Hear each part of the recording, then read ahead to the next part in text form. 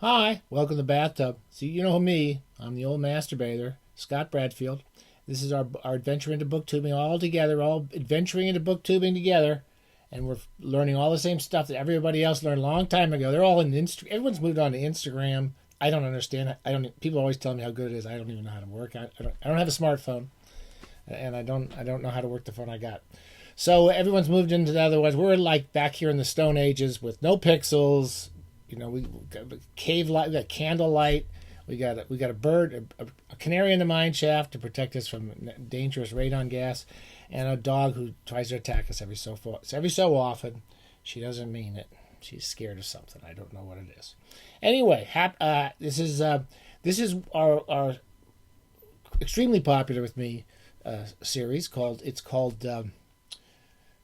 Vintage SF Paperback Hodgepodge. It's not a Roundup, it's a Hodgepodge. Don't confuse your Roundup with your Hodgepodge, or you will find yourself in places you didn't want to venture into. It's a Hodgepodge. And we're going to just do a few books. So the past couple months, especially with Lucky's up and down difficulties, and then lots of other stuff going on around here we just got to deal with. I haven't been able to focus too much, and I haven't had a lot of reviews to do, which is sort of good. But at the same time, I haven't been focusing, so I'm reading a lot of crap. This is not. By the way, this is not unusual, but maybe I'm reading a little bit more crap than usual. And so every once in a while, whenever I read detective, we just say something about detectives, and I pick up one of these old vintage paperbacks. So let's start. I got them, just put them in the order that they're stacked here. There's no real reason for it. Basically, also the other thing to remind you of is the vintage SF paperback Hodgepodge is all about just basically seeing the cool book. That's basic. That's it. So I don't have to do nothing. Isn't that a beautiful book? This is I bought all these when they came out. I think they came out in the 70s. I remember my roommate loved the Heinlein. I never liked Heinlein as a kid. I always found him kind of boring. I never got into him. I really liked all the kind of cool 70s, the Dish types and the Slotix and all those people I liked. And so we'll talk about Roger Zelazny. Those were my writers. And this was kind of the previous generation. But Heinlein not only wrote a lot of books, but this friend of mine said, always, if you don't like Heinlein, you should read his juveniles. And I've heard that from quite a few people. And he got me to read, I think it was Citizen of the Galaxy, which I really enjoyed in my 20s. And every once in a while I go back to read some of these. I think we've talked about some of them. Anyway, there was this nice, pretty Ace series with uniform covers. I always liked it when the paperbacks houses did that. And this is called The Star Beast. So I don't know when it comes in the series. It's 1954. But I felt like a little dose of juvenile science fiction. And it's a good book. I mean, it's not the best of the young adult books. I still like Citizen of the Galaxy, and I think we talked about it. Half Spacesuit Will Travel. Unpixelated water, pure mountain water. Cruel Light of Day. And this one is about a kid. It's always about teenage boys. His stuff is almost always about boys, and they learn a lot from their dads. They're kind of like walking country western medleys in a way. Their dads took care of them. They got a girl named Sue who's always, who's true blue and all that stuff. And they're hard workers, and they know how to take a toaster and turn it into a radon engine or a space widget. And they're really very capable people. They're very capable, and they're no nonsense. They don't have lots of highfalutin. They don't read poetry and all that crap. They just kind of get out there and like to work in a garage and building spaceships. This one is about a kid who's inherited this thing called the Star Beast. His name's Lummox. Heinlein does a pretty good job with alien creatures. But basically this Lummox is a kind of a big, I guess that's supposed to be Lummox on the cover, a big giant creature who they keep in the backyard. I think their grandfather was one of the first space. They're always pioneer families. A lot of pioneer families in Heinlein, the first ones to go out into the stars. And one of the grandfathers brought this thing back, and no one knows what it is. And it turns out to be a super, super beast of all sorts of super skills. Anyway, Lummox, they keep in the backyard. And I just read a quick paragraph from the opening. L Day, it's called. Lummox was bored and hungry. The latter was a normal state. Creatures of Lummox's breed were always ready for a little snack, even after a full meal. Being bored was less usual and derived directly from the fact that Lummox's chum and closest associate, John Thomas Stewart, had not been around all day, having chosen to go off somewhere with his friend Betty. So the pet has been left at home, and he's hungry, and what this creature is hungry for is metal, boxes of wood, cars. It eats anything, and it eats the neighbor's rose bushes. So they're kind of like small town comedies taken out into outer space. Anyway, the police get involved, and then the international galactic community comes down, and it turns out this creature's wanted all over the universe because it's an important creature of some sort. Anyway, I liked it. It was not my favorite of the series, but what the hell? Your dog's trying to attack you. You want to relax a little bit. I read it. The Dark World, Henry Kuttner. We talked a lot about Kuttner. I want to say this. I often say about novels. I love novels, but I find novelists. I'm always a little disappointed in a lot of novelists, even some of my favorites. And I find a lot of guys who are great short story writers, and Kuttner was a great, fun short story writer. The novels always feel like they just kind of are going too long. And I felt this a little bit about The Dark World. But The Dark World was a fun, I guess they used to call these science fantasies. It's almost a sword and sorcery novel. It was published in 1946, and this edition was probably in the 60s. And again, you don't need to hear me talk about the books. Just look at the cool book. There you go. Isn't that a cool paperback? Isn't it so small? Look at it. Well, that's a digest size, I think it's called. Is that right, Gordon? I think he told me it was a digest size. I always forget. And it's an action-adventure movie. It sort of reminded me, when I read this, 1946, it seems to have had a lot of influence on people like Philip as a farmer and Roger Zelazny, who we're going to talk about in a minute.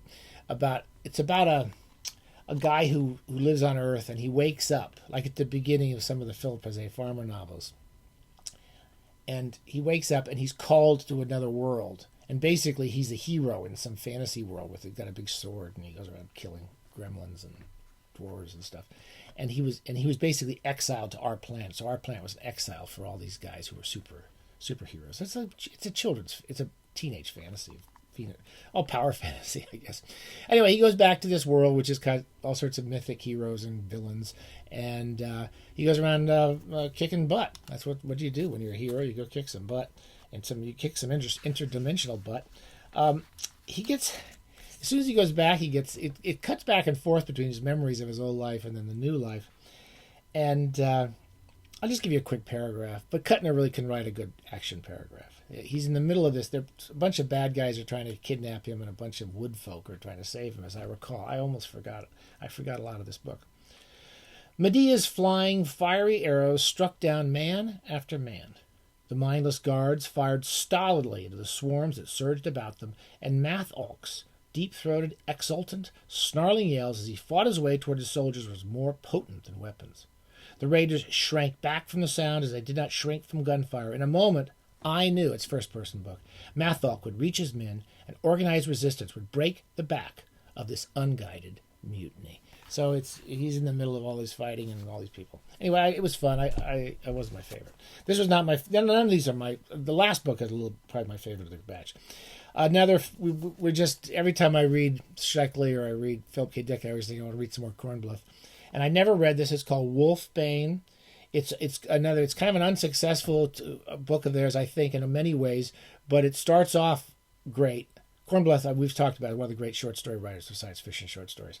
And Frederick Pohl got better as he got older. I think that's my guess about him at the moment. WOLFBANE is a really weird book, but it looks cool, right? I'm trying to get the glare out of there. This is another, we showed you some of these others. The series came out. This came out in the 60s and the 70s when I was buying all these books. And I only read it now.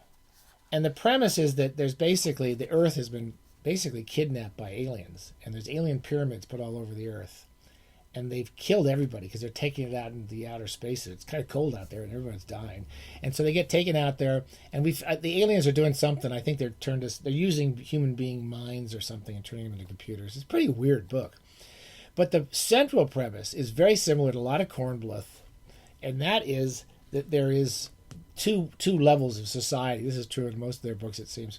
One is this 50s conformist middle America at Madison Avenue, drugged, idiots, basically, America. America is filled with just a bunch of stupid going along sheep. They're sheep. And every once in a while somebody comes along and they kind of break out of that cycle of being sheep. Like in Gladiator Law, that one guy loses his job and he gets sent down to the ghettos where he's got to fend for himself. He's actually kind of happy down there. They're kind of wolves. And in this case, this book, they're actually called wolves. There's a guy who secretly sees himself as a wolf, and then he gets caught for something. I don't remember now.